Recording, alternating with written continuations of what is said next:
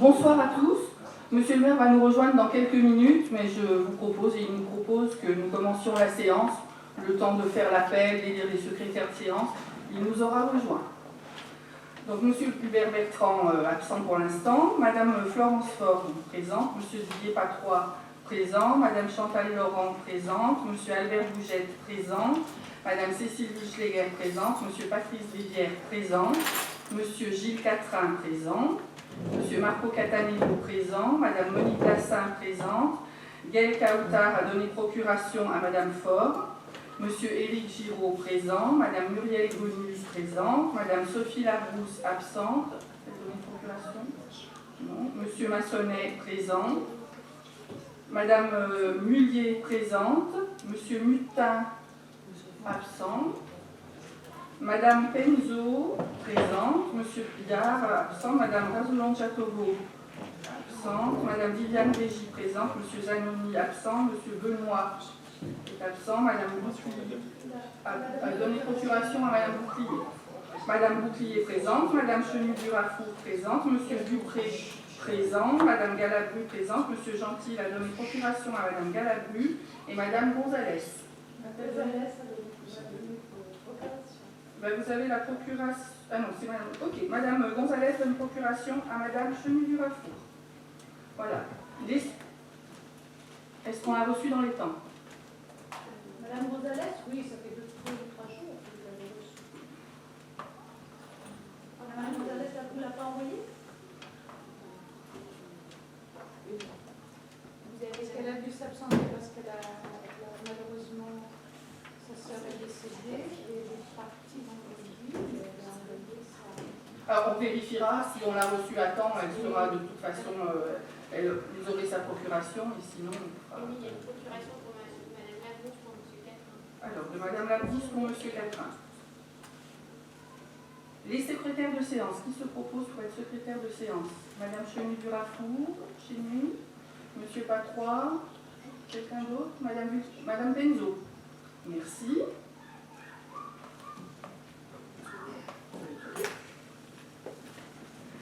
Donc, je vais vous donner lecture de l'ordre du jour. Donc, approbation du procès verbal de la séance du 24 avril. Délibération en administration générale. Point 1. Syndicat intercommunal d'énergie et d'e-communication de l'Ain. Approbation de la modification statutaire relative à la modulation des contributions des membres en fonction de la nature des travaux. Personnel communal, comité technique CHSCT, fixation du nombre de représentants du personnel, institution du paritarisme et décision du recueil de l'avis des représentants de la collectivité. En 3, modification du tableau des emplois permanents au 1er juillet 2018.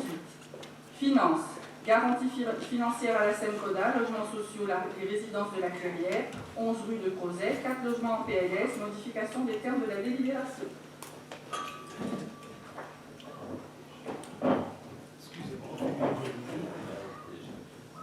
J'en suis à la lecture de l'ordre. Allez-y. Vous voulez que je la trouve? Allez. En 5, budget principal, approbation du compte de gestion du percepteur, exercice 2017. En 6, budget annexe de transport de personnes, approbation du compte de gestion du percepteur, exercice 2017. En 7, budget principal, approbation du compte administratif de l'exercice 2017. En 8, budget annexe de transport de personnes, approbation du compte administratif de l'exercice 2017. En 9, budget principal, affectation du résultat de fonctionnement de l'exercice 2017. En 10, budget annexe de transport de personnes, affectation du résultat d'exploitation de l'exercice 2017. En 11, budget principal, budget supplémentaire 2018. En 12, budget annexe de transport de personnes, budget supplémentaire 2018. En 13, versement d'une subvention d'équilibre au budget transport. En 14, budget principal 2018, révision des autorisations de programme et des crédits de paiement. En 15, espace sport et culture, actualisation des barèmes. De 16 à 25, convention d'objectifs entre la commune de Saint-Genès-Pouilly et les associations, renouvellement des conventions et subventions pour l'année 2018. En 26, Grand Prix de la municipalité de Saint-Genès-Pouilly, versement d'une subvention à l'Union cycliste gestienne. En 27, 40e Tour cycliste du Pays de Gex-Valserine, versement d'une subvention à l'association Tour cycliste du Pays de Gex-Valserine. En 28, convention avec la commune de Gex pour la participation aux dépenses de fonctionnement des annexes sportives, élèves inscrits en SECPA et Ulysse au collège Georges Charpac. Travaux, requalification de la rue de Gex, convention avec le conseil départemental de l'Ain. En 30, extension du groupe scolaire de première, attribution des marchés de travaux. En 31, réhabilitation et extension du centre culturel Jean Monnet, avenant numéro 1 au contrat et mise au point des missions de maîtrise d'œuvre. En 3, mise en œuvre de la délégation au maire en application de l'article L 2122-22 du Code général des collectivités territoriales. Contrat de cession d'exploitation d'un spectacle, contrat de cession d'exploitation d'un spectacle. Tarif théâtre du Bordeaux, projection de film, location d'un robot de tonte, réfection de 3 cours de tennis, formation 2018, prévention et secours civiques, bail de location de 2 logements de nuit des écoles, mise à disposition précaire et gratuite d'un local commun résidentiel à l'association La Sauvegarde 01 et fête de l'oiseau 2018, convention avec l'association de protection civile de l'Ain pour le dispositif prévisionnel de secours. Voilà, je vous passe la parole à monsieur le maire. Très bien, mesdames et messieurs, bonsoir. Je m'excuse de ces 4 minutes de retard. Et je sais qu'on commence toujours à l'heure et on a bien raison.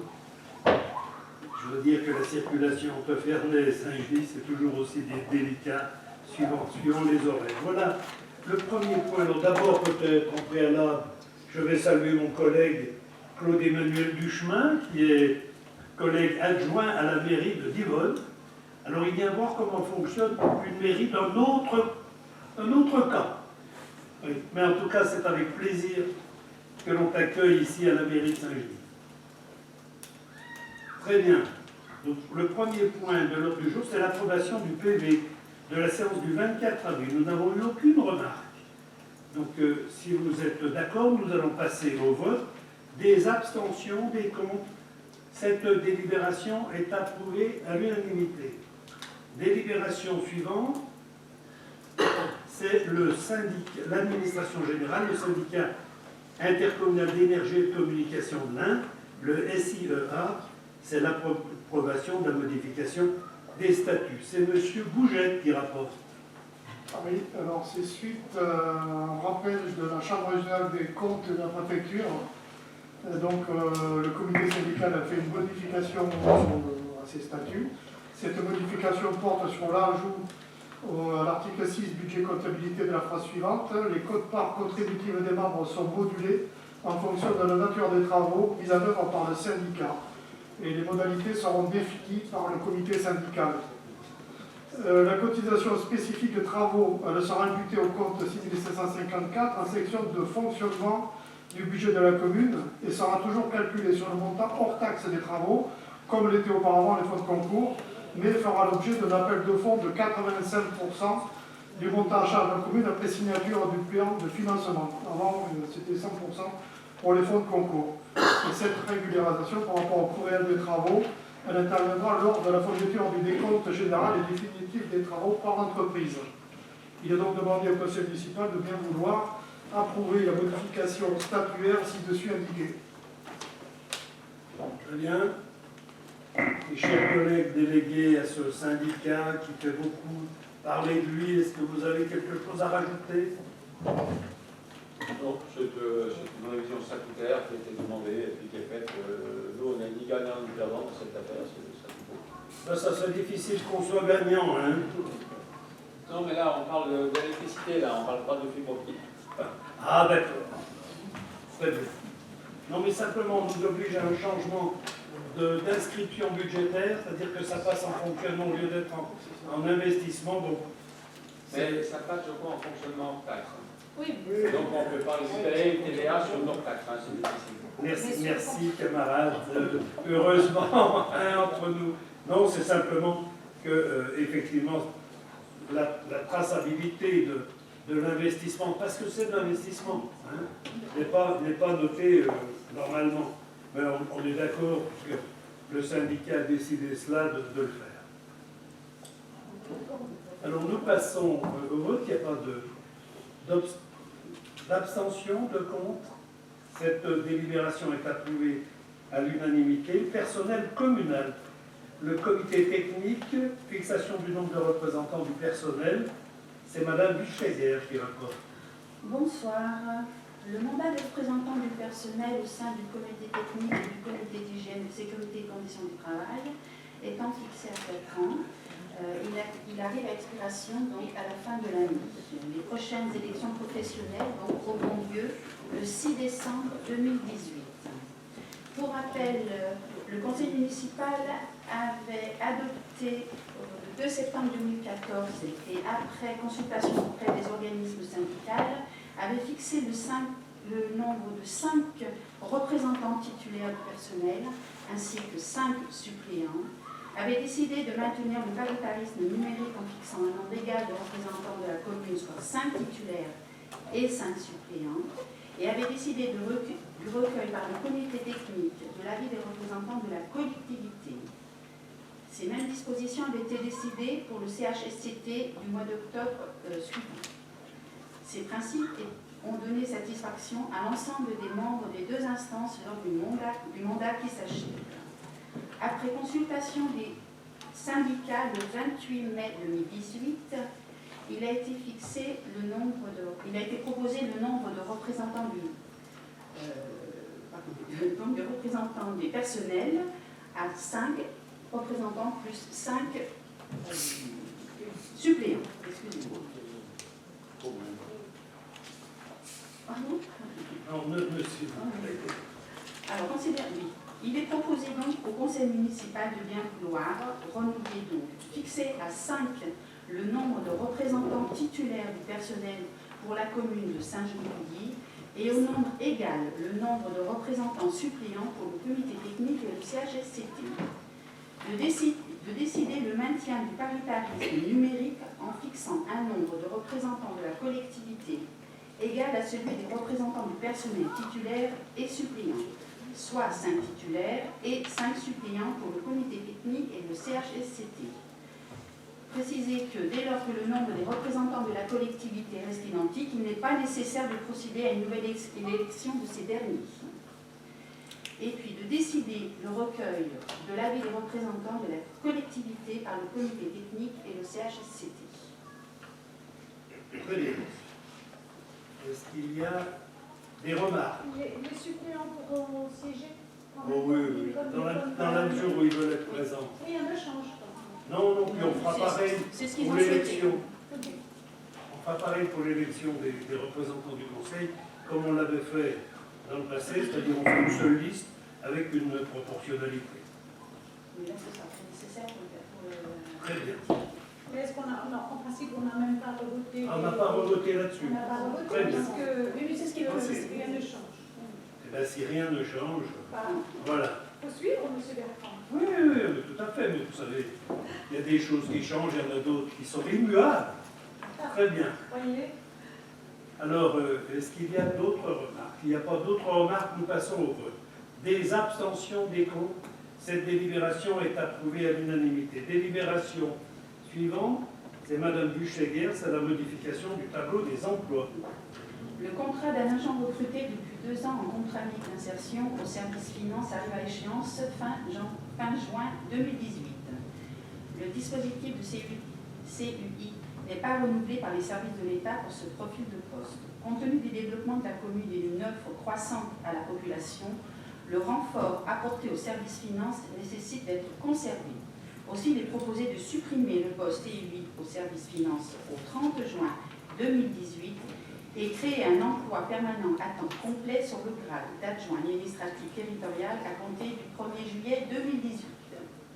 Aussi, il est demandé au conseil municipal de bien vouloir supprimer un poste de contrat unique d'insertion à temps complet au service finance au 30 juin 2018 et créer un poste d'adjoint administratif territorial à temps complet aux finances au 1er juillet 2018. Accepter le tableau des emplois au 1er juillet 2018. Très bien. Est-ce qu'il y a des remarques? Pas de remarques. Donc, nous passons au vote. Des abstentions, des comptes.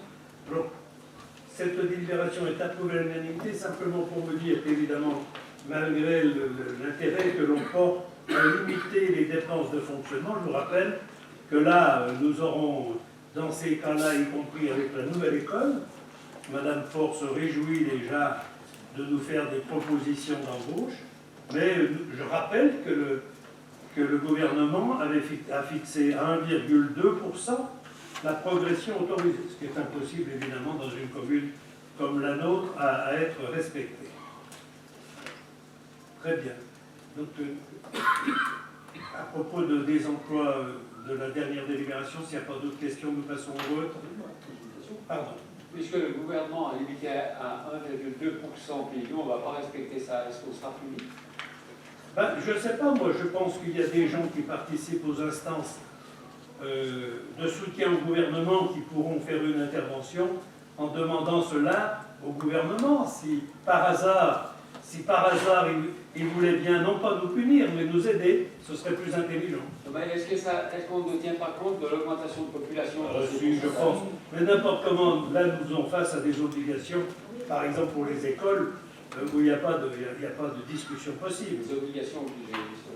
Mais je rappelle que quand même, il y a une donnée assez incroyable de nous dire qu'on limite la dépense des communes à 1,2%, mais qu'on nous supprime des contrats aidés, par exemple comme le contrat que l'on avait pour ce monsieur qui travaille au service finance. Donc il y a quelque chose qui ne va pas dans le raisonnement. Je suis tout à fait de votre avis, M. Bertrand. Ce 1,2%, est-ce que ça va permettre à certaines communes comme la nôtre qui grossit, est-ce qu'il y a un lissage possible? Non, mais vous savez, moi, Ça sera pas... très honnêtement, je ne suis pas inquiet avec ça, parce que ce décret, comme ça, d'un seul coup, une lumière particulière à des gouvernements, on en a déjà connu dans le passé, hein, et aujourd'hui, quand on voit qu'on augmente la charge des communes et qu'en même temps, on essaie de limiter la progression globale de la dépense, écoutez, c'est pas réaliste. Hein. Alors moi, j'aime bien que les mesures, eh bien, elles soient réalistes. Vous pourriez nous dire ce décret? Moi, je Donc c'est un décret qui disait que les communes devaient limiter, c'est le gouvernement, devaient limiter leurs dépenses de fonctionnement à 1,2% par rapport de plus de l'année dernière. Donc, on sait bien que c'est pas tenable. M. Bertrand, on peut peut-être demander à Mme Givernet de nous défendre quand même. Mais je pense que Mme Givernet, elle nous défend. Hein. Il n'empêche que ce n'est pas tout à fait le gouvernement. Mme Givernet, elle est le soutien de la majorité. Elle est dans la majorité. Mais très honnêtement, je trouve que ce genre d'annonces qui sont faites maintenant très régulièrement, ça va, quoi, hein. Il y a un moment donné où c'est un peu difficile. Je suis d'autant plus à l'aise hein, que j'ai évidemment soutenu cette présidence, mais que là, à force de pousser un petit peu, là, ça commence à devenir un peu lourd. Hein.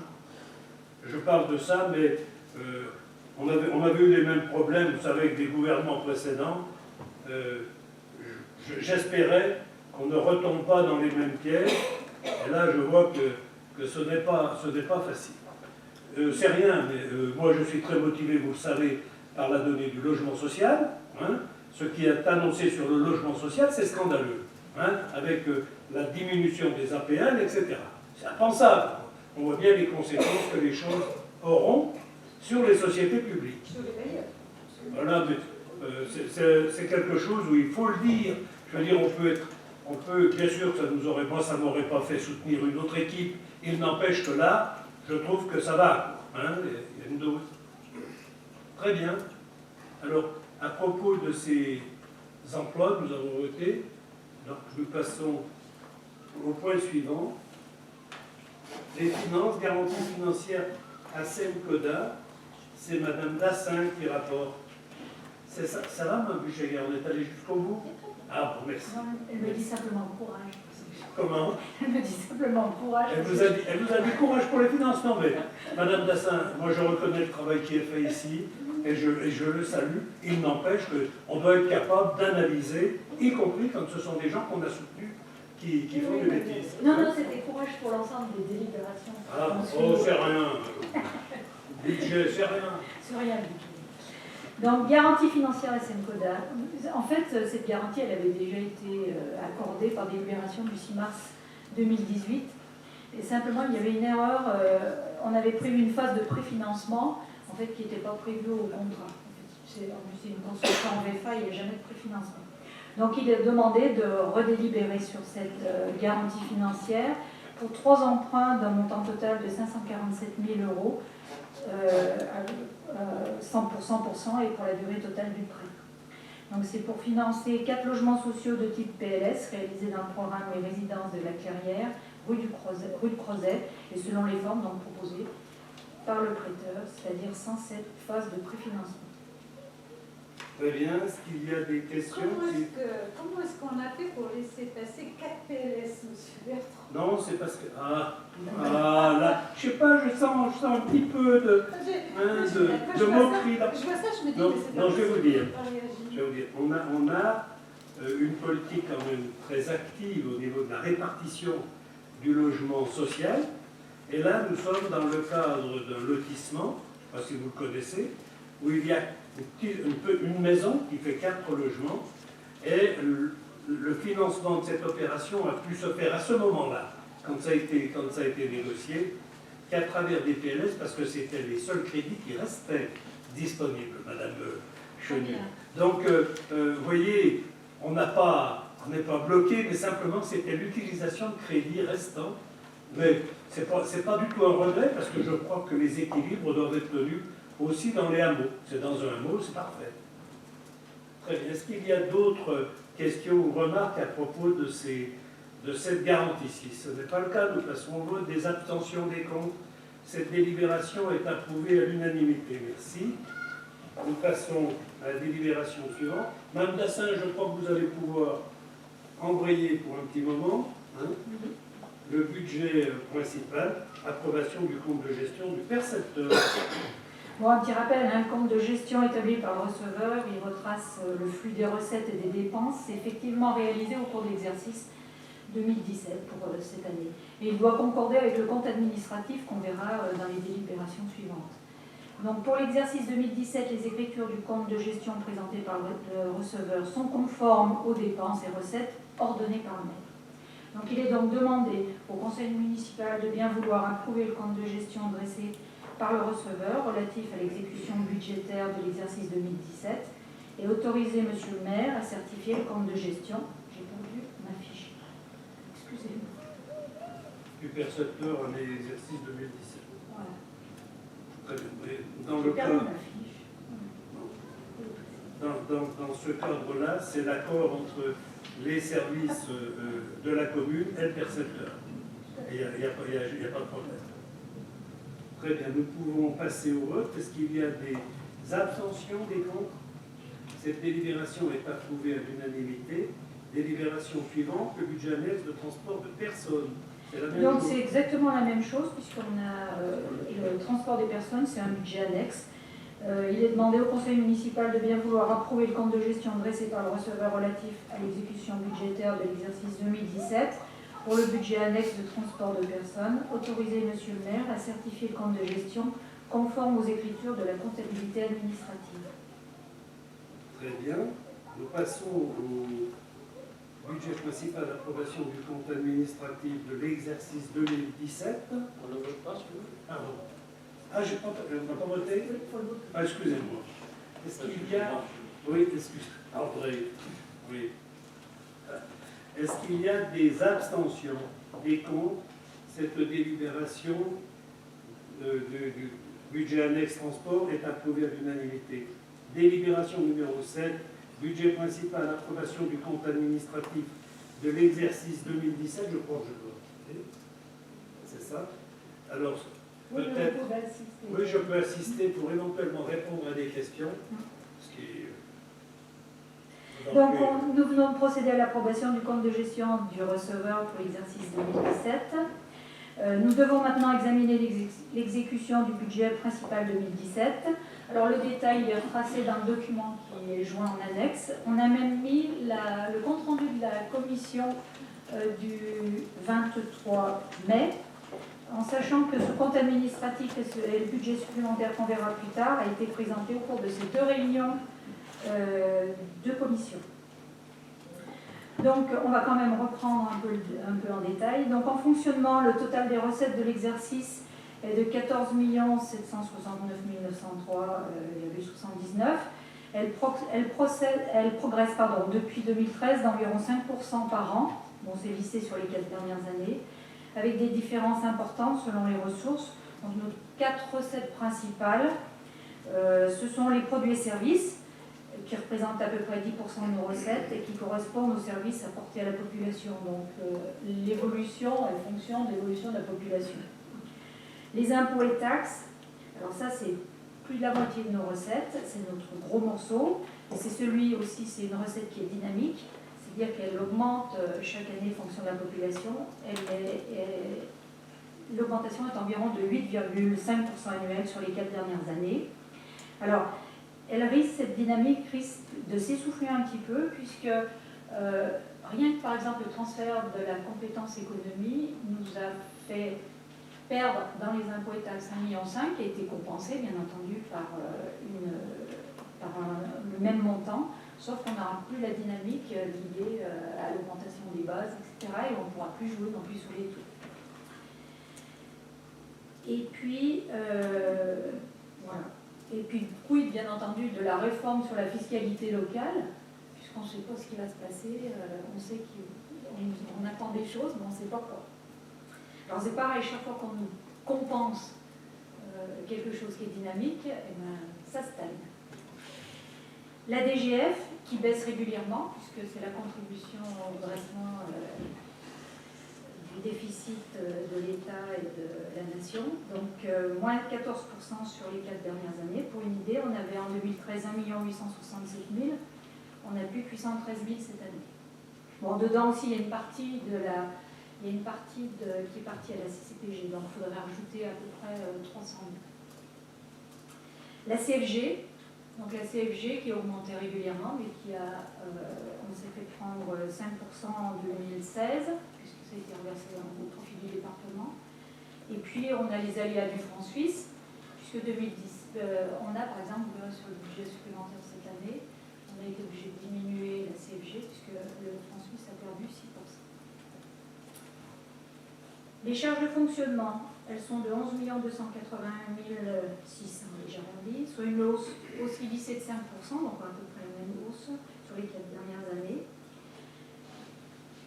Alors là, c'est toutes les dépenses qui sont pour le bon fonctionnement de la commune et des services apportés. Donc il faut savoir que la moitié des charges de gestion, c'est la masse salariale, ce qui est normal, puisqu'on est comme une société de services. Donc il faut, on en a parlé tout à l'heure, savoir jongler entre apporter les services nécessaires à la population et puis limiter cette masse salariale. Donc si on reprend maintenant le tableau de la délibération. Donc sur la gauche, vous avez les 2 colonnes de gauche, c'est la section de fonctionnement. Donc en dépenses de fonctionnement, on a vu qu'il y a 11 281 599,79. En recettes, on a 14 769 903,27, ce qui nous fait un résultat d'exercice, un excédent de 3 488 303,48. On reporte le résultat 2016, moins la part d'investissement qui avait été virée, ce qui nous fait un report supplémentaire donc, de 1 363 886,53, ce qui fait donc un résultat de clôture excédentaire de 4 852 190, qui sera affecté au budget supplémentaire tout à l'heure en débat. Concernant la section investissement, donc c'est le réalisé, c'est réellement ce qui est réalisé, c'est pas ce qu'on a réalisé sur l'année. Donc en dépenses, on a dépensé pour 14 349 447 et en recettes 20 504 579,25, ce qui nous fait un excédent d'exercice de 6 155 132,25. Si on reporte l'excédent de 2016 de 32 038 917,52, on a donc un résultat de clôture pour 2017 de 38 194 049,77. Bon, on a des mandats engagés mais non encore payés, ce qui nous fait, donc on enlève 824 707, ce qui nous fait un excédent pour financer la section investissement de 37 369 342,77. Alors juste un petit mot quand même sur l'investissement. Les principales réalisations, elles ont porté sur les travaux de voirie, secteur Porte de France, l'avancement important du programme de la diamanterie, puisqu'on a livré le gymnase l'année dernière, le lancement de la requalification du centre-ville, les études de l'extension du centre culturel Jean Monnet, et puis un programme des aires de jeu dans le quartier politique de la ville et la réfection de l'aire du skatepark. En gros, la réalisation des programmes d'équipement qui représentent 12 millions d'euros pour l'année 2017, mandatés et engagés, ça représente à peu près 65% de ce qu'on avait prévu au budget primitif 2017. Voilà. Donc, il est demandé au conseil municipal de bien vouloir approuver le compte administratif du budget principal de l'exercice 2017, prendre acte des résultats de clôture des sections de fonctionnement et d'investissement pour l'exercice 2017.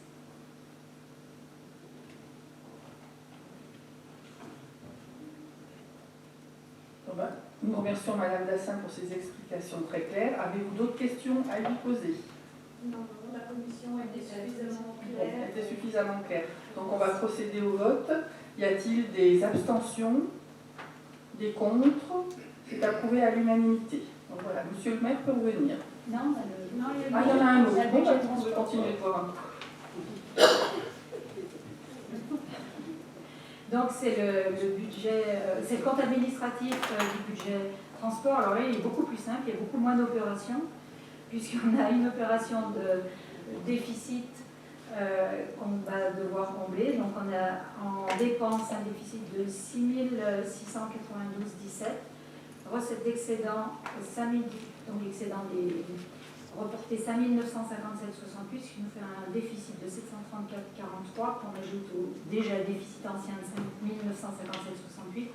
Donc un résultat de clôture déficitaire de 6 692,17. On verra donc dans une délibération plus loin quand on approuvera une subvention pour le budget de transport. De toute façon, on n'a pas de recette, donc forcément c'est le budget principal qui en pose. Et puis en section d'investissement, on reporte donc les amortissements cumulés de 31 506,24. Il est demandé au conseil municipal de bien vouloir approuver le compte administratif du budget transport de l'exercice 2017, prendre acte des résultats de clôture des sections d'exploitation et d'investissement pour l'exercice 2017. On peut procéder au vote? Oui. Alors, y a-t-il des abstentions? Des contre? La délibération est approuvée à l'unanimité.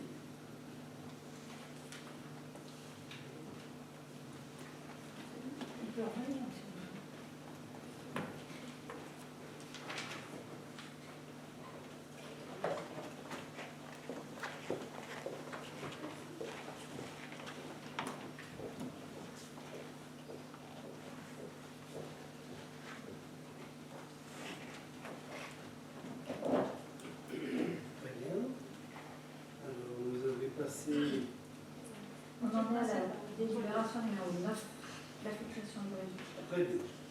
Je vous en prie, madame. Donc on a vu dans les deux délibérations des précédentes, donc on avait en section fonctionnement un excédent de 4 852 190,01 et un excédent en investissement de 38 194 049,77 moins les crédits qui ont été engagés mais non encore mandatés de 824 707, ce qui nous fait donc un excédent d'investissement de 37 369 342,77. Donc, compte tenu des conditions d'équilibre de ce budget, il est proposé d'affecter l'excédent de la section fonctionnement, soit les 4 852 190,01 de la manière suivante.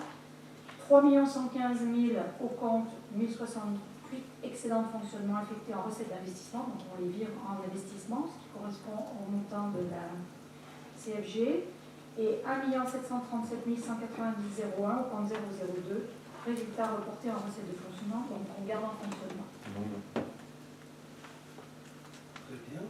Est-ce qu'il y a des questions? Alors donc c'est l'engagement habituel de mettre l'équivalent de la CFG à ce niveau de réaffectation, ce qui ne veut pas dire que nous ne mettons que cela en budget d'investissement, parce qu'évidemment, nous mettons aussi les données qui s'y rattachent. Très bien.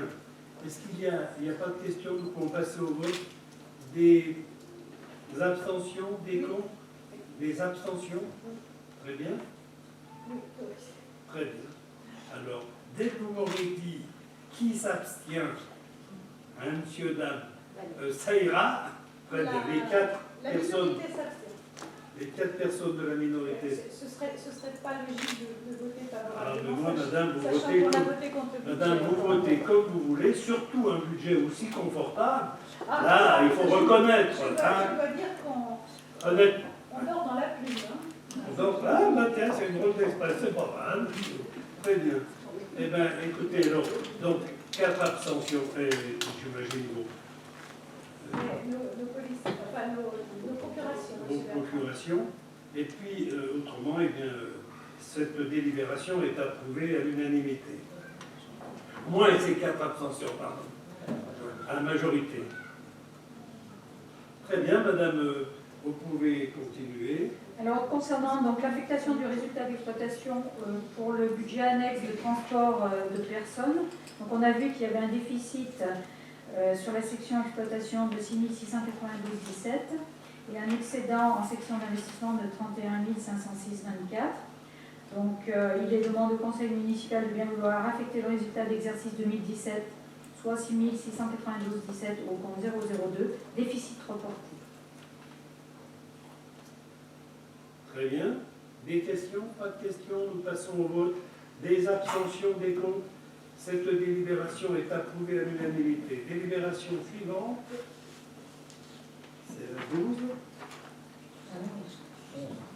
11. Budget supplémentaire. Budget supplémentaire, pardon. Oui. Donc le budget supplémentaire, on a vu donc, qui est toujours joint en annexe, hein, il a été soumis à la commission des finances, on vous l'a déjà dit, le 23 mai 2018. Donc afin d'intégrer il sert à intégrer les résultats de l'exercice 2017 et puis éventuellement prendre en compte les éléments nouveaux survenus depuis le début de l'exercice. Alors, en termes en affectation des résultats et prise en compte, c'est ça.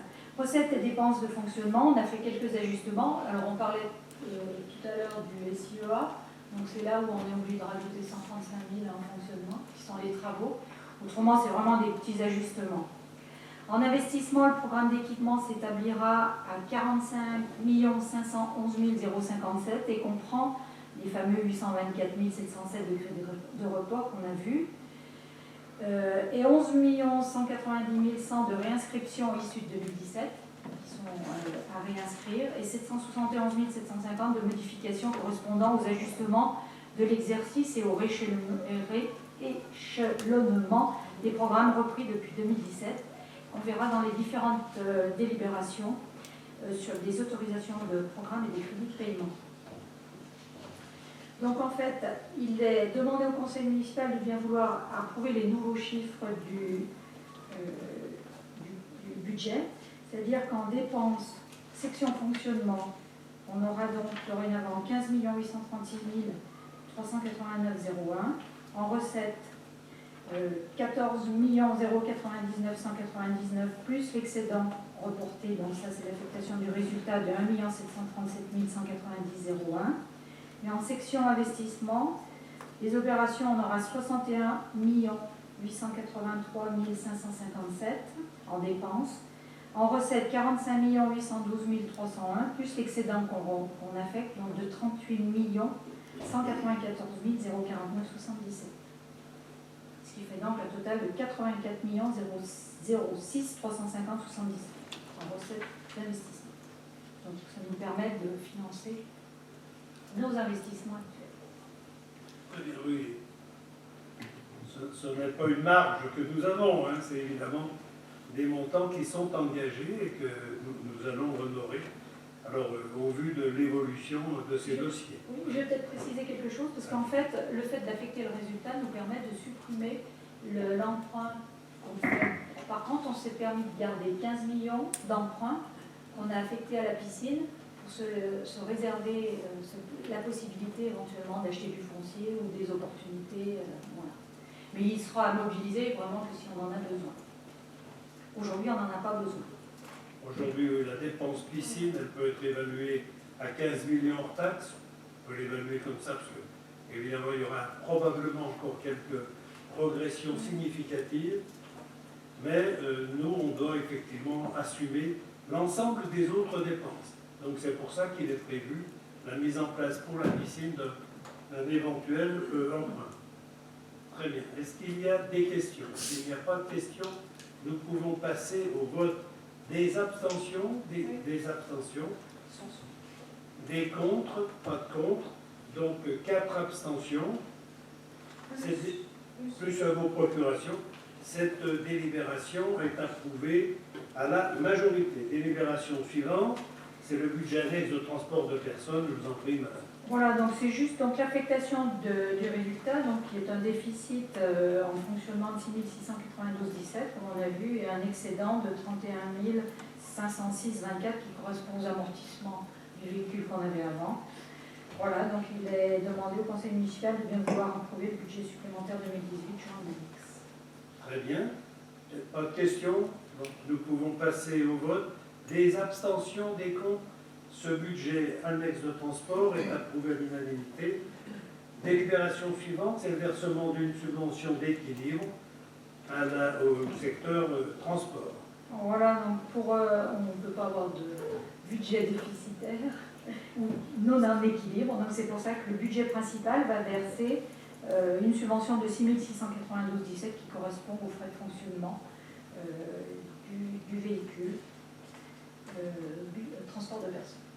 Donc afin d'assurer l'équilibre de ce budget, il est demandé au conseil municipal de bien vouloir accepter le versement d'une subvention d'un montant de 6 692,17 au budget annexe de transport de personnes, la somme étant à inscrire au budget principal de l'année en cours à l'article 65 738, subventions aux organismes publics autres. Très bien. S'il n'y a pas de questions, nous pouvons passer au vote. Des abstentions, des contre. Cette délibération est approuvée à l'unanimité. Délibération suivante. Budget principal 2018, révision des autorisations de programme et des crédits de paiement. Alors pour les gros programmes, on a prévu donc des autorisations de programme et des crédits de paiement qui nous permettent d'étaler sur les années de réalisation. Donc en fait, il n'y a pratiquement pas de changement, c'est simplement souvent c'est des réétalements. Pour la construction de la piscine, donc c'est un ajustement sur la réalisation prévisionnelle, donc on a les mêmes montants. Pour secteur Port-de-France, travaux de voirie, c'est un rééchelonnement aussi du programme dans le temps, parce qu'il y a des choses qui vont être repoussées. Concernant la construction d'un groupe scolaire et d'un gymnase, c'est l'ajustement sur la réalisation prévisionnelle. La requalification du centre-ville, c'est aussi un ajustement sur la réalisation prévisionnelle, c'est-à-dire que c'est bien les montants qui sont répartis différemment dans les différentes années. La mise en accessibilité des bâtiments, mais c'est pareil, c'est aussi un ajustement sur la réalisation prévisionnelle. Et rénovation, extension du centre culturel Jean Monnet, ajustement sur le programme en son état d'avancement actuel, puisqu'on en est aux études. Il est demandé donc au conseil municipal de bien vouloir modifier les autorisations de programme ainsi que la répartition des crédits de paiement pour tenir compte de l'état d'avancement des différents projets selon les tableaux ci-dessus.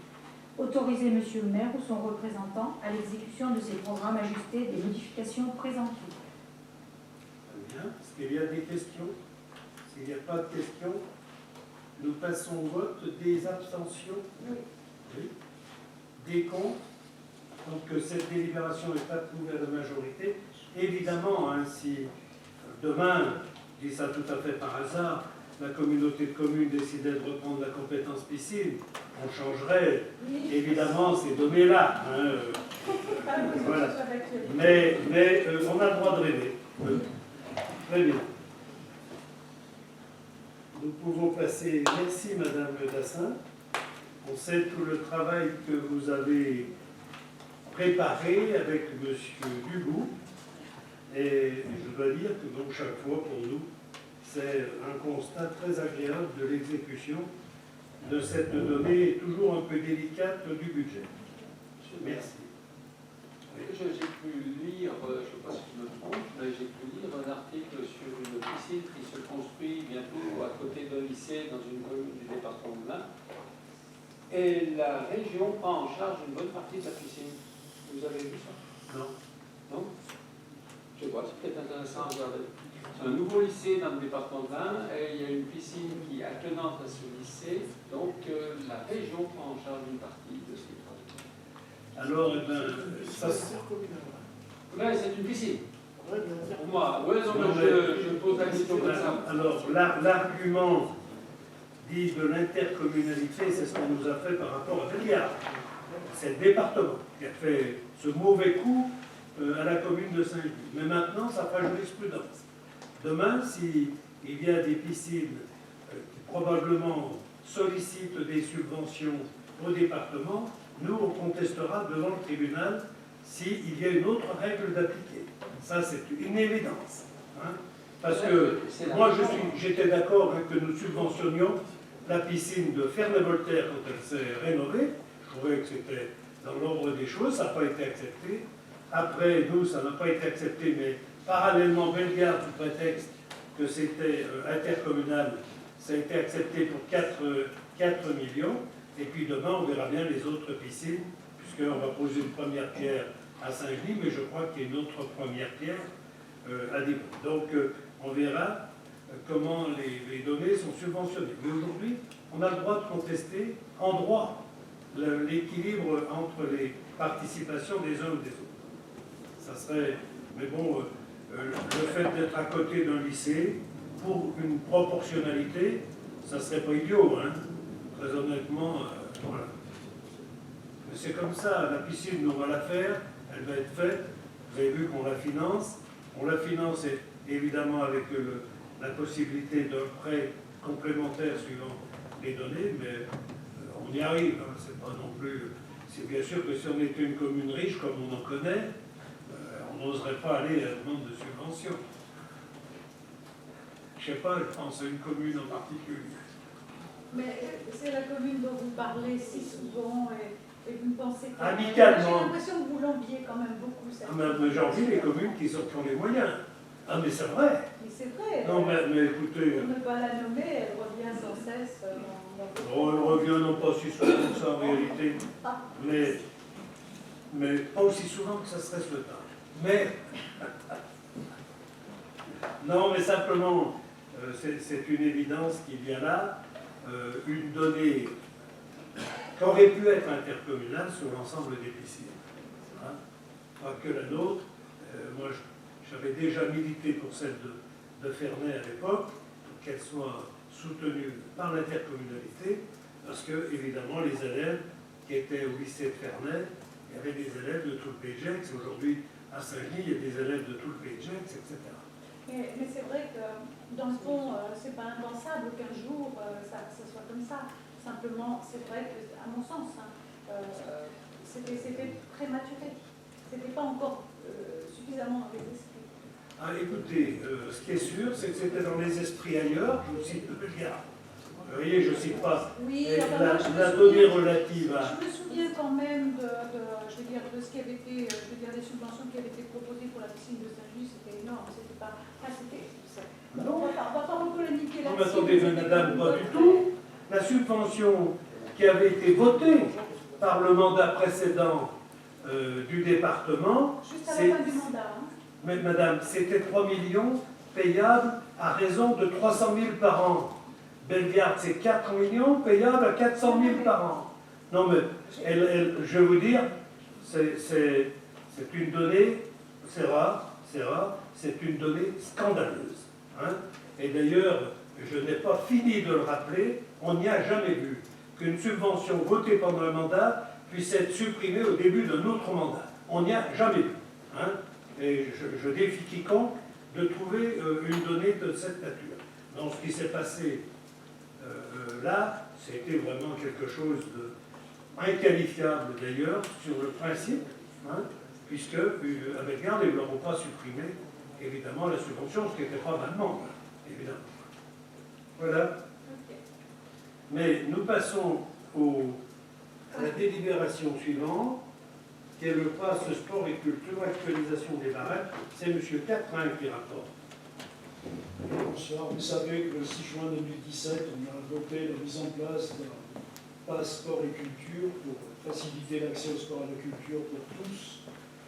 Ça consiste à faire bénéficier d'un tarif de 5 € les lycéens, étudiants et collégiens de 12 à 21 ans et de verser une participation de 100% à 50% du coût d'adhésion de licence pour les jeunes de 0 à 21 ans. Ça nous a permis d'aider 57 enfants, grosso modo, moitié pour le sport, moitié pour la culture. culture pour un montant de 12 450 € sur 2017-2018, plus plusieurs dizaines d'enfants qui ont eu des tarifs préférentiels au Bordeaux, mais c'est plus difficile à voir les chiffres. La délibération consiste juste à réadapter les barèmes en fonction de l'augmentation du SMIC qui sert de référence.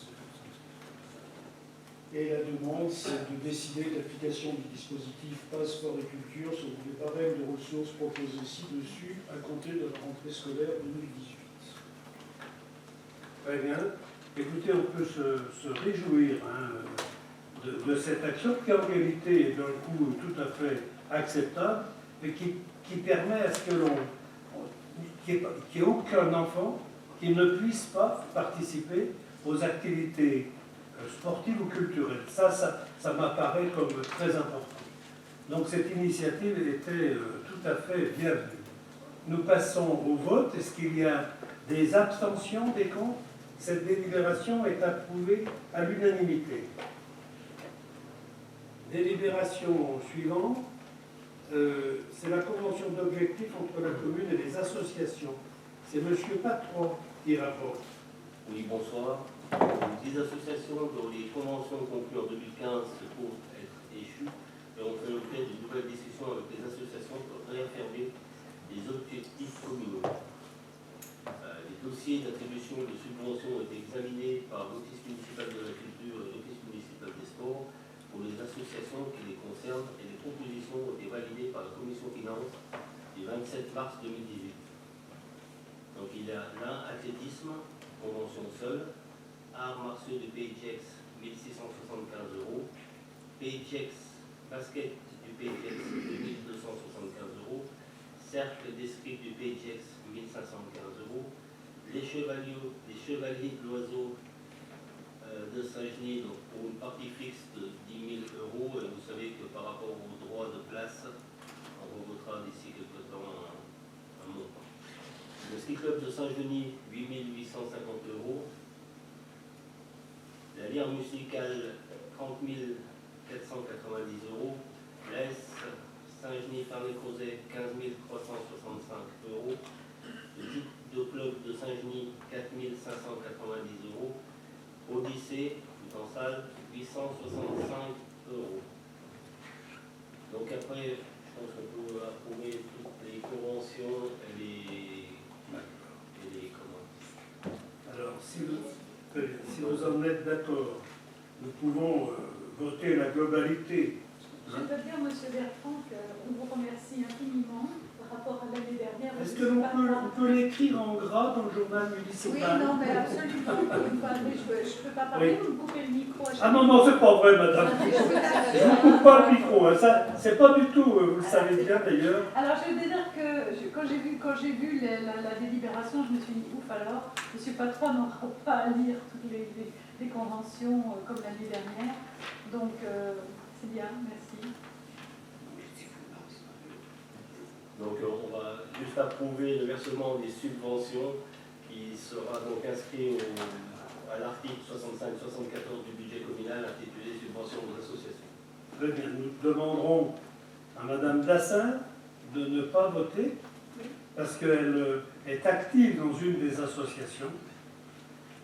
Très bien. Vous êtes d'accord que l'on vote globalement, puisque ce sont les conventions d'objectifs qui avaient été... Il n'y a pas de remarques? André, pas de remarques? Non. Non. Bon. Pas cette fois. Très bien.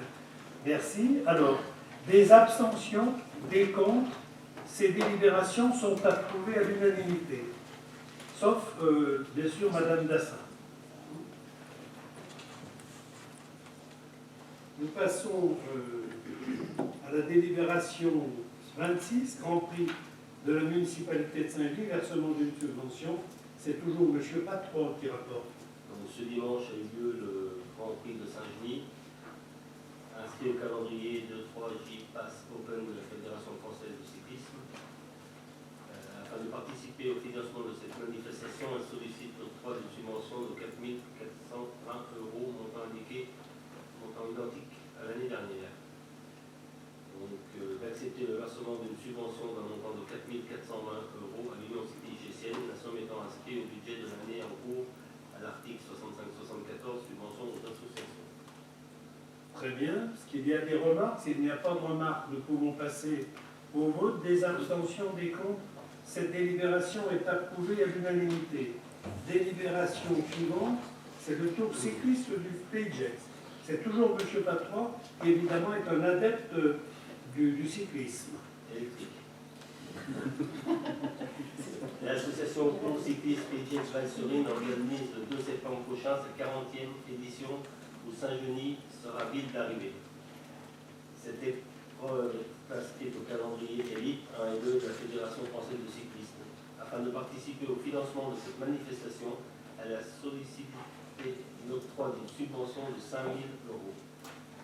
D'accepter le versement d'une subvention d'un montant de 5 000 € à l'association Tour Cycliste PJEX Val-sur-Ine, la somme étant inscrite au budget de l'année en cours à l'article 65-74, subvention aux associations. Juste dire que c'est la 40e fois que le tour va partir, et la première édition était partie de Fognan.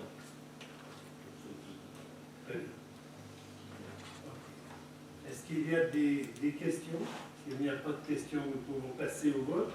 Des abstentions, des contre, cette délibération est approuvée à l'unanimité. Délibération suivante. Convention avec la commune de Gex pour la participation aux dépenses de fonctionnement des annexes sportives. C'est Madame Dassin qui rapporte. Oui, donc on participe régulièrement aux dépenses de fonctionnement des annexes sportives, gymnases, du Turet et piscine municipale en fonction du nombre d'élèves inscrits au collège Charpac en SECPA, section d'enseignement général et professionnel adapté, en ULIS, unité localisée pour l'inclusion scolaire. Ce sont donc des enfants qui sont en grande difficulté scolaire. Et donc chaque année, la commune de Gex nous demandait de participer. Le comptable public a demandé à ce que la ville de Gex contractualise cette participation, donc ce qui est fait en annexe. On vous a mis aussi pour mémoire les participations qui ont été versées par la commune ces dernières années.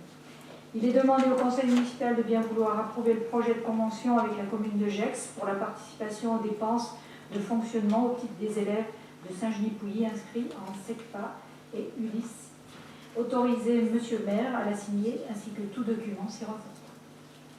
C'est le montant qui est demandé par la commune de Gex. Mais donc on participait, mais on n'avait pas de convention. Non, ils nous envoyaient. C'était au prorata du nombre. Oui, ils nous mettaient le nombre de... Mais maintenant, vous savez, Le nombre d'élèves. oui, Voilà. vous savez que maintenant, on est quand même beaucoup plus conventionné avec les associations. Je suis étonnée qu'il n'y ait pas eu de convention. Voilà. Très bien. Mais en tout cas, on n'a jamais eu de difficultés ou de problèmes dans la comptabilité avec Gex. Très bien. Est-ce qu'il y a d'autres questions? S'il n'y a pas d'autres questions, nous passons au vote. Des abstentions, des contre. Cette délibération est approuvée à l'unanimité. Délibération suivante en travaux, requalification de la rue de Gex, convention avec le conseil départemental de l'Ain. C'est M. Drivière qui rapporte. La commune de Saint-Genis-Pouilly, en tant que maître d'ouvrage, réaménage la rue de Gex sur la portion concernée de la RD 89A. C'est la portion qui est entre le rond-point d'Alandon et la rond-point Georges Sand. C'est juste le petit bout. Donc, s'agissant de travaux situés sur le domaine public routier RD 89A, le projet a été présenté au conseil départemental de l'Ain, qui a émis un avis favorable et a transmis un projet de convention joint en annexe. Le département de l'Ain financera le renouvellement de la couche de roulement et le marquage de la RD 89A hors plateau pour un montant forfaitaire de 48 300 €, sans taxe. Il est demandé au conseil municipal de bien vouloir approuver la convention avec le conseil départemental de l'Ain concernant la requalification de la rue de Gex jointe à la présente. Autoriser M. le maire à signer ainsi que tout document s'y rapportant. Très bien. Est-ce qu'il y a des questions? Pas de questions. Nous passons au vote. Des abstentions, des contre. Cette délibération est approuvée à l'unanimité. Délibération suivante, c'est l'extension du groupe scolaire de Prognat. Toujours M. Drivière. Alors, l'école de Prognat reçoit aujourd'hui 207 élèves répartis dans 7 classes. Compte tenu du nombre de nouvelles constructions en cours sur le hameau, la création de 2 nouvelles salles de classe de 60 mètres carrés s'avère nécessaire, ainsi que l'aménagement d'un garage enceinte des professeurs. Dans le cadre de la procédure adaptée à l'avis d'appel d'offres au public à la concurrence a été envoyé. 10 offres ont été reçues dans les délais, 6 offres ont été reçues après reconsultation. Suite à la commission MAPA qui a eu lieu le 29 mai 2018 et à la présentation de l'analyse des offres, la commission propose de retenir les entreprises suivantes. Lot 1, terrassement VRD, espace vert, entreprise famille pour un montant de 56 294,50. Lot 2, maçonnerie, gros œuvre, entreprise Tedoldi pour un montant de 102 799,05. Lot 3, étanchéité, toiture, terrasse, l'entreprise EFG pour un montant de 27 396,80. Lot 4, menuiserie extérieure, alu, serrurerie, l'entreprise Caras pour un montant de 29 967. Lot 5, menuiserie, bois, bardage extérieur, l'entreprise Minet-Gavin pour un montant de 65 379. Lot 6, isolation, plâtrerie, peinture, l'entreprise Bonglet pour un montant de 26 200. Lot 7, plomberie, chauffage, VMC, l'entreprise Julia pour un montant de 64 952,88. Lot 8, électricité, courant faible, l'entreprise Grandchamp pour un montant de 23 324,85. Lot 9, carrelage, faïence, l'entreprise Bonglet pour un montant de 17 753. Lot 10, sol souple, à l'entreprise Comptoir des revêtements pour un montant de 4 779,50. Montant des offres attribuées 418 846,58 pour une estimation de 391,500.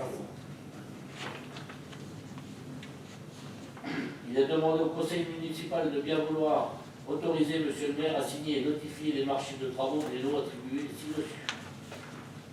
Très bien. Est-ce qu'il y a des questions? Il n'y a pas eu de problème au... Non Non, il n'y a pas eu de problème en commission MAPA pour cette école. Il y a quand même une réflexion, c'est qu'on a eu peu de réponses. Il y a eu maximum de réponses par lot et pas pour tous les lots. Et puis certains lots ont dû être redemandés parce qu'on n'avait pas de réponse. Donc on s'aperçoit qu'on est dans une période où les entreprises ont un peu de travail, j'ai l'impression. Tant mieux pour les entreprises, tant pis pour nous. Non. Non, mais bon, c'est pas. Disons qu'on n'a pas le nombre de réponses souhaitées peut-être. Oui, bon, dès lors qu'il y a une réponse qui correspond à l'évaluation, On reste dans le prix, oui. Oui, c'est pour ça. Donc, Je trouve que c'est bien. C'est des entreprises qu'on connaît aussi. Oui, en partie, oui. Oui, on connaît quand même une majorité d'entreprises. D'ailleurs, on demande toujours des renseignements sur les entreprises que l'on choisit. Oui. Oui. On demande des renseignements. Ok, on ne va pas le dire dans le compte rendu, hein, mais on est tous d'accord. Très bien. Est-ce qu'il y a d'autres questions? Nous passons au vote. Des abstentions, des contre? Cette délibération est approuvée à l'unanimité. Délibération suivante. C'est la réhabilitation et l'extension du centre culturel Jean Monnet. C'est toujours M. Drivière qui rapporte. Premièrement, des modifications du programme proposé par le maître d'ouvrage et le maître d'œuvre au stade de l'avant-projet définitif ont été retenues. Ces demandes ont modifié l'ampleur des missions à réaliser dans le cadre du marché de maîtrise d'œuvre. Afin de prendre en compte les modifications de programme que vous avez dans la délibération, la mission du maître d'œuvre devrait être modifiée. Le montant total de ces missions représente un montant de 1 211 550 €, soit une plus-value de 111 550 €. Deuxièmement, une mission pour étude d'aménagement d'un parking aérien sur la place Jean Monnet et un traitement des abords a été confié au maître d'œuvre pour un montant de 15 000 €. Le terme employé dans la délibération évoquait une provision pour étude à mener sur le projet. À la demande de la préfecture, il s'agit de requalifier la provision de mission confiée à la maîtrise d'œuvre pour la demande d'aménagement d'un parking aérien sur la place Jean Monnet pour un montant de 15 000 €. Très bien. Enfin, à la demande de la préfecture, il convient de spécifier les contenus des une mission extant 1 et visant à confier au maître d'œuvre.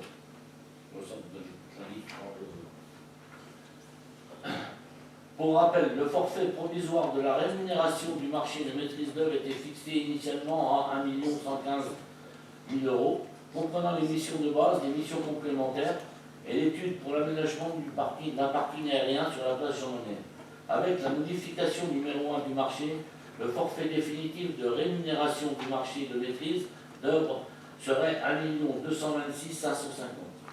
Cela représente une augmentation de 115 550, soit 10%. 111 000, pardon. 111 550, soit une augmentation de 10%. Suite à la commission d'appel d'offres qui a eu lieu ce 29 mai et à la présentation de l'avenant, la commission a émis un avis favorable sur les modifications apportées au projet d'avenant joint à l'annexe.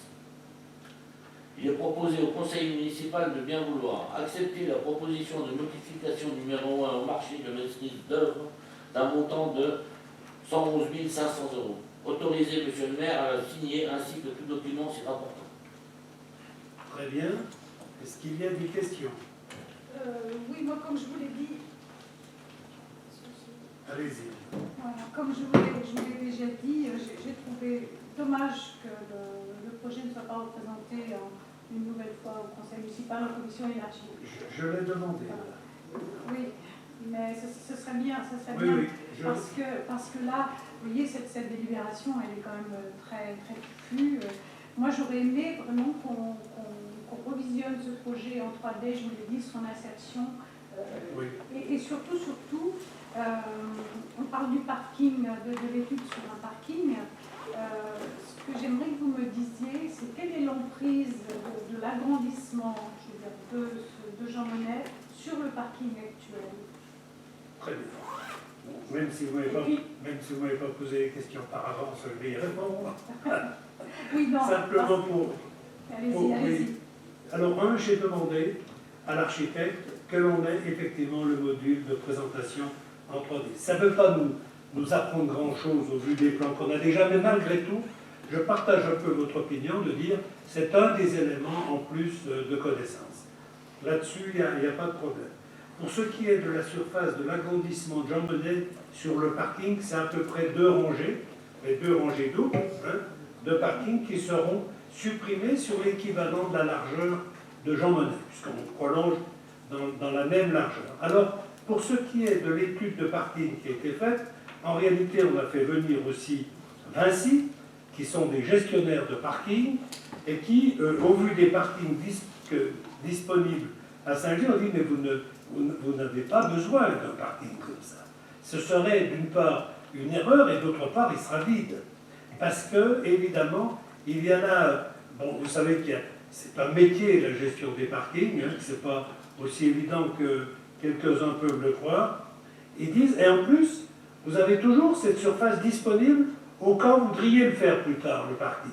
Mais pour le moment, vous n'avez pas de démonstration d'un besoin de parking particulier. Donc, on a fait sur le terrain, hein, oui, bien sûr, souterrain. Donc, on a toujours la possibilité de le faire, mais pour le moment, alors ça a été très, très clair hein, pour ces gestionnaires, parce qu'il faut s'adresser à des gens qui ont l'habitude de gérer les parkings. Ils ont dit, mais c'est pas possible, il sera vide. En tout cas, nous, comme gestionnaires, on ne prendra pas un parking qui forcément sera vide. Alors, notre argument, oui, mais quand il y aura des manifestations, il dit, mais c'est pas comme ça que ça se passe. Parce qu'il y a un changement d'attitude. C'est-à-dire que les gens, après, ils arrivent. Pour ceux qui ne sont pas très loin, ils viennent à pied, alors que jusque-là, ils viennent en voiture. Pour les autres, ils font du covoiturage, etc. Il y a un changement, mais c'est vrai hein, qu'il y a un changement d'attitude sur les déplacements, je dirais, on dit ce qu'ils appellent le dernier kilomètre. Hein. Donc, ils nous ont dit qu'en aucun cas, il ne pourrait y avoir un investisseur pour un parking de cette nature. Donc, on a dit, on a l'étude, c'est bien, on sait comment on pourrait le faire, à peu près, parce que bien entendu, ça justifierait des études plus approfondies, mais pour le moment, ça ne fait pas partie du programme. Mais il fallait bien quand même qu'on ait une idée de cette donnée. Voilà pourquoi on avait demandé à l'architecte Palucci de nous dire comment est-ce qu'il prévoyait, comment il pouvait prévoir l'utilisation de cela. Écoutez-moi, j'étais de ceux qui étaient convaincus qu'il y en avait besoin. Hein, et il s'est révélé très clair que non, c'est pas. Et que si demain il y a besoin d'un parking, ben, il sera toujours temps de le faire. Hein. Voilà la réponse qui m'a été donnée.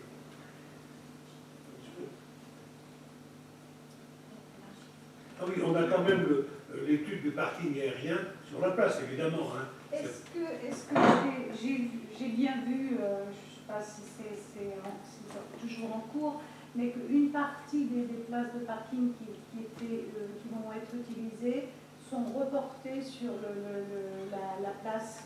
Non, mais la place sera ouverte en parking quand il n'y aura pas de manifestation. Mais uniquement quand il n'y a pas de manifestation. Oui, oui, parce qu'actuellement, le parking n'est pas plein. Actuellement. Et on n'entend pas. Il est quand même très souvent bien occupé. Oui, mais on n'entend pas qu'il devienne le parking qui bloquerait parce qu'il y a des transports publics. On ne veut pas être un parking d'échange. Hein. Mais bon, tout ça, mais vous savez, en réalité, vous le voyez dans toutes les autres communes, on mettra en zone bleue hein, le secteur, avec peut-être une formule un peu particulière pour les commerçants, etc. Hein. Mais aujourd'hui, la gestion des parkings, c'est quand même une gestion dirigée. Hein. C'est-à-dire qu'on ne laisse plus les gens mettre des voitures tampons et puis après partir. Vous savez qu'on fait enlever, ça doit être à quelque chose près, je vous dis, au moins, en tout cas plus de 100 voitures par an pour emmener un EHPAD service. C'est incroyable, on se demande où les gens prennent ces voitures, chaque année. Hein. C'est une proportion, je signe de ces données très très régulièrement. D'ailleurs, moi je suis surpris de la demande qui est formulée d'une fourrière, alors que le système EHPAD-service fonctionne très bien. Alors, parce que la donnée de fourrière, on aura l'étude à la communauté de communes, elle va être réalisée ou elle est en cours, mais on l'avait déjà fait il y a quelques années, cette étude-là, mais en réalité, on a un service qui marche très bien. Et je peux vous dire que le service EHPAD-service fonctionne bien. Hein. Donc, je ne vois pas, parce qu'on croit qu'on va appeler la fourrière et puis qu'ils vont venir enlever la voiture en stationnement gênant. Mais le PayJet, c'est 40 km de long et 10 km de large. Il ne faut pas non plus... Mais je suis surpris. Je voulais juste ajouter un élément sur la discussion parking lors de manifestations.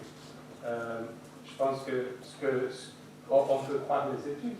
Oui. Je pense par contre on peut dire aussi que le comportement des gens n'est pas toujours civique. Et on le voit par exemple fermé lors du marché, on le voit ici à la fête de l'oiseau. Il y a, par exemple, dimanche, la rue de Pouilly était un parking sur le trottoir et il y avait pas mal de gens, d'enfants, qui marchaient sur la route parce qu'ils ne pouvaient pas marcher sur le trottoir. Donc, je comprends que la fête d'oiseau, c'est quelque chose d'exceptionnel. On supprime un parking pour faire la fête, donc c'est normal qu'il y ait des problèmes. Mais je pense que si on a régulièrement des post-manifestations dans cette nouvelle salle, il faudra faire attention que les souhaits en parking soient respectés. Oui, bon, moi je pense qu'il faut quand même être un petit peu réaliste avec cela. Avoir des centaines de mètres carrés bitumés parce que une fois par mois on utilise les surfaces disponibles, je crois qu'il y a un vrai raisonnement à avoir sur l'utilisation de l'espace. Parce que très honnêtement, on parle du marché, on parle, comme là, la fête de l'oiseau, à Saint-Genis, ça doit se produire 1 ou 2 fois par an, hein, d'avoir ces problèmes-là. Alors, dans tous les cas de figure, quand il y aura des très grandes manifestations, ce que je souhaite à Saint-Genis, il n'y aura pas assez de parking disponibles comme ça vacants. Hein. Donc, moi je pense que là-dessus, mais il y a quand même un vrai changement d'attitude, de déplacement dans les modes doux, dans la façon de faire avec les transports. Honnêtement, je crois qu'il y a un vrai progrès qui est fait en la matière. Voilà. Mais on n'aura jamais les parkings qui, dans les cas d'exception, justifient, vous voyez, d'empêcher. Puis d'ailleurs, je vous dis, quels seront les choix? avoir des hectares de bitume qui seront utilisés une fois par an. Je pense que là, il faudra vraiment se poser des questions. Voilà, mais pour le moment, en tout cas, la démonstration, bien sûr par les études, mais comme on n'est pas les spécialistes, la démonstration nous a été faite qu'on n'avait pas de justification à cet argument. Je vous entends.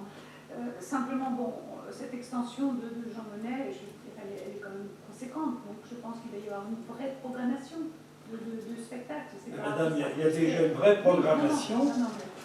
Une programmation. Oui, ça sera différent. En rapport avec oui. La grandeur de la salle, bien sûr. Je sais bien qu'il y a une programmation efficace et excellente programmation. Donc, je ne pense pas que vous allez faire une programmation uniquement une fois tous les 3 mois ou tous les 6 mois. Je veux dire, une salle comme ça, il faut l'utiliser. Donc, ça veut dire une programmation, disons même mensuelle. Donc, il faut quand même songer. Moi, je suis pas aussi optimiste que vous par rapport au parcours. Alors moi, je vais vous dire, moi je suis optimiste par nature, et je me rappelle des arguments que l'on n'avait pas cessé de nous rabâcher quand on a fait le théâtre avec le manque de parking qu'il y avait.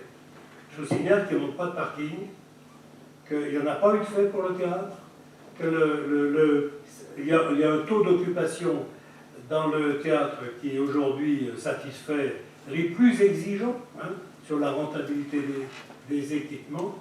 Demain, j'espère qu'on aura la même satisfaction, à proportion bien entendu de ce qui se fera à Jean Monnet. Et je dis, on aura la possibilité de réagir. Je crois que je pense, oui, que Jean Monnet, on a quand même une place qui fait 1 hectare et qui peut accueillir, quand il y a des grosses manifestations, je crois que c'était compté 250 voitures, quelque chose de plus que le... Alors on en enlèvera une centaine, on va en rajouter 250 ou 300, et vous savez qu'on a aussi le terrain que l'on joint de la salle de Lalondon, qui va venir renforcer en partie. À mon avis, qu'on ne compensera peut-être pas ce qui sera pris par la salle, mais qui va quand même venir, et puis on aura une gestion des parkings. Si on compare l'Esplanade du Lac, qui sont dans une salle de 300 places, le parking n'est pas plus grand que ce qu'il en reste. Oui, c'est vrai, et on trouve de la place. Et on trouve de la place. Si on compare l'Esplanade du Lac à Divonne, ils sont 6300 places. Le parking est à peu près du même ordre de grandeur que celui qui restera à Jean-Monnet. Oui, et très honnêtement, moi, j'ai jamais eu vraiment des gros problèmes. Des fois, on est obligé de sortir dans les rues, là, mais on n'a jamais des gros problèmes à Divonne pour se parquer, même dans les grosses manifs. Non, ça se passe assez bien. Je crois que la donnée relative à Jean Monnet, alors la programmation, je voudrais revenir là-dessus parce que nous, évidemment, on est très satisfait de l'utilisation, de la programmation qui est faite au Théâtre du Bordeaux et qui a un succès qui est reconnu évidemment hors de nos murs aussi. Donc il y aura, je dirais, mais presque automatiquement, une donnée proportionnelle qui sera faite à Jean Monnet. Ça va se faire avec le fil du temps qui va devoir justifier. On a compté, on a estimé le déficit budgétaire, si on peut l'appeler comme ça, ou autrement on peut aussi l'appeler le service qui va être offert par Jean Monnet. Dans nos budgets prévisionnels, nous avons intégré la piscine et nous avons intégré Jean Monnet. Oui, parce qu'il y aura effectivement une donnée différente et une donnée proportionnellement différente. Ça, évidemment. Alors, moi, je ne suis pas très inquiet sur les forces de proposition de celles et ceux qui s'occupent de la programmation culturelle. Très honnêtement, je serais plutôt inquiet. Est-ce que nous allons pouvoir assumer la totalité des ambitions des uns et des autres? Mais oui, certainement. Je le crois. Voilà. Mais il nous reste quand même là 2 ans. La structure de Jean Monnet, on peut penser qu'elle sera finie fin 2019, début 2020. C'est en tout cas comme ça que le calendrier prévoit. Bien, on va le voir. Alors, quand vous avez des manifestations aujourd'hui à Jean Monnet, puisque il y avait le besoin de rénovation, c'est là qu'on s'aperçoit qu'on n'est plus dans la proportion d'une ville comme nous. On n'est plus dans cette proportion avec la structure existante. Il faut absolument que l'on ait un équipement qui soit à l'échelle. Alors, quelques-uns diront de l'ambition, mais non, du besoin qui est exprimé. Très honnêtement, je crois que là, et peut-être que l'on anticipe un peu aussi pour le futur, mais moi je crois que oui. Et puis, il y a très rarement, vous savez, en dehors de toute bagarre politicienne, moi je ne connais pas de structure publique trop grande. Je les connais toutes trop petites. Moi je ne veux pas vous raconter comment nous, le théâtre, il a été contenu parce qu'on avait un espace contenu, mais comment par ailleurs, et on voulait en ville, un théâtre, il ne se fait pas à la campagne, il ne se fait pas au milieu d'un pré, il n'y en a point au milieu des prés, ça n'existe pas. Hein. C'est donc tout ça, on n'a eu qu'à se féliciter de nos choix de l'époque. Et Jean Monnet, on ne l'a pas voulu à l'extérieur, on l'a voulu dans la ville, on l'a voulu au milieu de la ville. Évidemment, c'est des conceptions qui peuvent être différentes, mais moi il me semble que les salles dites polyvalentes, plurivalentes maintenant, comme ils le disent à l'extérieur des villes, c'était le temps des années 90, que ce n'est plus notre temps. Aujourd'hui, les gens ils veulent des équipements disponibles à côté, qu'on puisse y aller et que ça fasse vivre la ville. Donc, parce qu'il y a une donnée aussi économique, hein. Évidemment, quand vous avez une salle de cette nature, les gens vont au resto, voilà, ils vivent avec ça. Donc, c'est très important. Et moi, je crois que ces choix-là sont des choix assez fondamentaux dans l'aménagement du territoire. Voilà, en tout cas, ce qui nous a encouragés à aller dans ce sens, que cela amène demain des corrections, des aménagements. Certainement, hein, on sait tous cela. Voilà pour ce qui est de... Mais je continue à demander à l'architecte de nous faire cette proposition intégrée. Absolument. Voilà. Alors, si vous voulez, nous pouvons voter. Est-ce qu'il y a des abstentions, des contre? Cette délibération à propos de Jean Monnet est acceptée à l'unanimité. Nous avons le troisième point, c'est la mise en œuvre de la délégation ouverte. Donc vous avez tous les éléments, vous les avez eus avec votre convocation, avec le détail de chacune de ces choses et de ces opérations proposées. Est-ce qu'il y a des questions? S'il n'y a pas de questions, je voudrais vous remercier, dire aussi qu'on vient de passer deux événements très différents, Zadi avec cette journée spéciale, avec un public que l'on ne voit pas d'habitude et qui était très intéressant. C'est le public aussi du théâtre, c'est un public différent. Et puis on a eu évidemment la fête de l'oiseau avec le succès qu'on lui a connu. Je ne sais pas si vous avez vu le monde qu'il y avait dans la rue de Genève, comme avec les trottoirs sont larges maintenant, etc. Et ça, c'était très intéressant. Depuis le haut, il y avait une vue sur ces habitants. Il paraît que tout le long du parcours, c'était pareil. On peut se féliciter. Et puis on peut surtout remercier celles et ceux qui, avec Zadig, ont travaillé à organiser ça. C'était certainement pas simple. Et puis remercier celles et ceux qui ont travaillé pour les chevaliers, pour la fête des chevaliers de l'oiseau. Voilà ce que je voulais dire. De temps en temps, on est heureux du succès que les initiatives qui sont prises peuvent avoir. C'est vraiment, on se félicite de ça. Très bien. Est-ce qu'il y a d'autres remarques? Pas de remarques. Donc nous déclarons la séance du conseil municipal terminée.